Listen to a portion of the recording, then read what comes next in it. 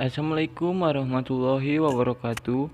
Perkenalkan, nama saya Januaryadi dengan NIM 2005754 dari kelas 2C. Saya di sini akan menjelaskan tentang bab 6, Pancasila sebagai etika. A. Prolog. Pancasila memiliki bermacam-macam fungsi dan kedudukan, antara lain sebagai dasar negara, pandangan hidup bangsa, ideologi negara, jiwa dan kepribadian bangsa. Pancasila juga sangat syarat akan nilai, yaitu nilai ketuhanan, kemanusiaan, persatuan kerakyatan, dan keadilan.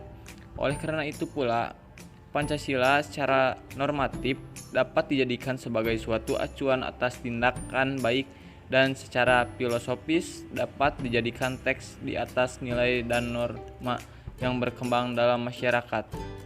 B. Makna etika. Dalam percakapan sehari-hari dan dalam berbagai tulisan, sangat sering seseorang menyebut istilah etika, meskipun jarang pula seseorang menggunakannya secara tidak tepat. Sebagai contoh, penggunaan istilah etika pergaulan, etika jurnalistik, etika kedokteran, dan lain-lainnya. Padahal yang dimaksud adalah etik, bukan etika. Etik harus dibedakan dengan etik. Etika adalah kajian ilmiah terkait dengan etika atau moralitas. Dengan demikian, maka istilah yang tepat adalah etika pergaulan, etik jurnalis, etik kedokteran, dan lain-lainnya etik. C. Aliran-aliran besar etika. Alam kajian etika dikenal 3 teori atau aliran besar, yaitu deontologi, teleologi, dan keutamaan. Setiap aliran memiliki sudut pandang sendiri-sendiri dan menilai apakah suatu perbuatan dikatakan baik atau buruk. 1. Etika deontologi. Etika deontologi memandang bahwa tidak akan dinilai baik atau buruk berdasarkan apa tindakan itu sesuai atau tidak dengan kewajiban. 2. Etika teologi. Pandangan etika teologi berkebalikan dengan etika deontologi, yaitu bahwa baik buruk suatu tindakan dilihat berdasarkan tujuan atau akibat dari perbuatan itu. 3. Etika keutamaan. Etika ini tidak memperoleh soal akan akibat suatu tindakan, tidak juga mendasarkan pada penilaian moral pada kewajiban terhadap hukum moral universal, tetapi pada pengembangan karakter moral pada diri setiap orang-orang. Tidak hanya melakukan tindakan yang baik, melainkan menjadi orang yang baik. Karakter moral ini dibangun dengan cara perbuatan baik. D. Etika Pancasila. Etika Pancasila tidak memposisikan secara perbedaan atau ketentuan dengan aliran-aliran besar etika yang berdasarkan pada kewajiban, tujuan, tindakan, dan pengembangan karakter moral, namun justru merangkum dari aliran-aliran besar tersebut.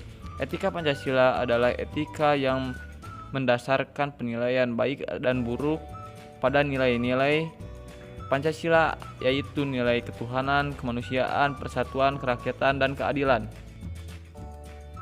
Nilai pertama adalah ketuhanan secara hierarkis. Nilai ini bisa dikatakan sebagai nilai yang tertinggi karena menyangkut nilai yang bersifat mutlak. Nilai yang kedua adalah kemanusiaan. Suatu perbuatan dikatakan baik apabila sesuai dengan nilai-nilai kemanusiaan. Nilai yang ketiga adalah persatuan. Suatu perbuatan dikatakan baik apabila dapat memperkuat persatuan dan kesatuan. Nilai yang keempat adalah kerakyatan. Dalam kaitan dengan kerakyatan ini, terkadang nilai lain yang sangat penting, yaitu nilai hikmah atau kebijaksanaan dan permusyawaratan. Nilai yang kelima adalah keadilan. Apabila dalam sila kedua disebut kata adil, maka kata tersebut lebih dilihat dalam konteks manusia selaku individu. E. Pancasila sebagai solusi persoalan bangsa dan negara. Situasi. Poin pertama, negara Indonesia saat ini begitu memprihatinkan. Begitu banyak masalah menimpa bangsa ini dalam bentuk krisis yang multidimensional.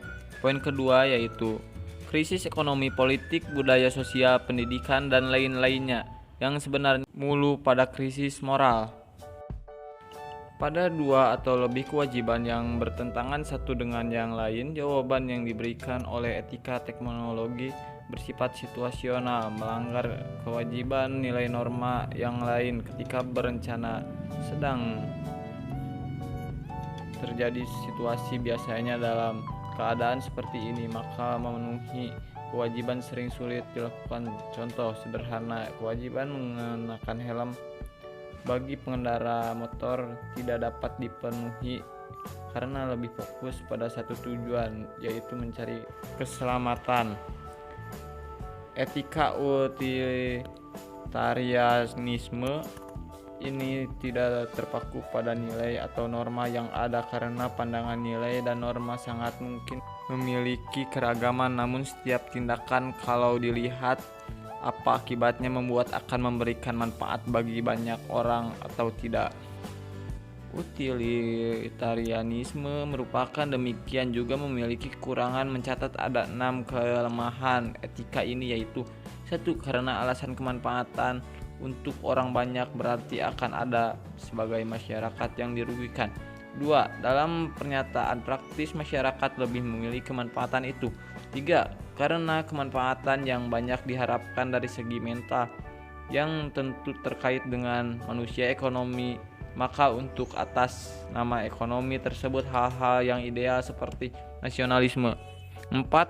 Kemanfaatan yang dipandang oleh etika utilitarianisme sering dilihat dalam jangka pendek. 5. Karena etika utilitarisme tidak menganggap penting nilai dan norma, tapi lebih pada orientasi hasil. 6. Etika utilitarisme mengalami kesulitan menentukan mana yang lebih diutamakan kemanfaatannya.